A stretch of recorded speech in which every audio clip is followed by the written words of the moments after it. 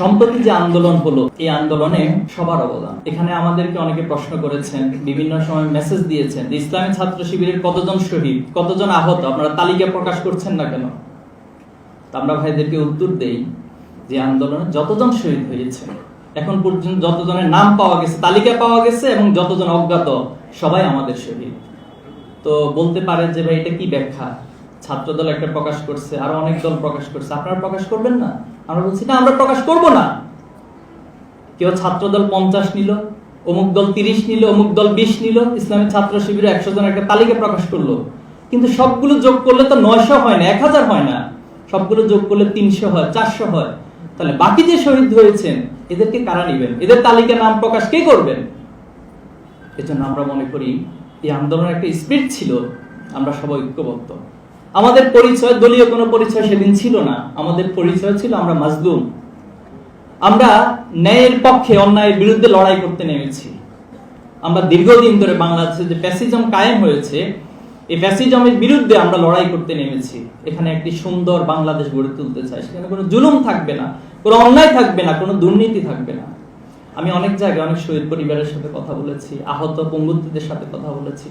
সবার একটাই দাবি যে আমরা তো ন্যায়ের পক্ষের জন্য গিয়েছি, অন্যায়ের প্রতিবাদ করতে গিয়েছি। এজন্য অদূর ভবিষ্যতে যে বাংলাদেশ গড়তে যাচ্ছে, সেই বাংলাদেশের জন্য কোনো অন্যায় না থাকে, সেই বাংলাদেশের জন্য কোনো জুলুম না থাকে, সেই বাংলাদেশের জন্য হেজিমনিক্যাল কোনো পাওয়ার কেউ অ্যাপ্লাই করতে না পারে, এই বিষয়টা আপনারা নিশ্চিত করবেন। আমরা তাদেরকে কথা দিয়ে এসেছি, ইসলামী ছাত্র শিবির তার নিজের জায়গা থেকে সবাইকে নিয়ে, সেটা যে ব্যানারে হোক, সেই ব্যানারে দাঁড়িয়ে হলেও আমরা বাংলাদেশকে আলটিমেটলি একটা সুন্দর জায়গায়, সমৃদ্ধ জায়গায় পৌঁছাতে চাই ইনশাআল্লাহ।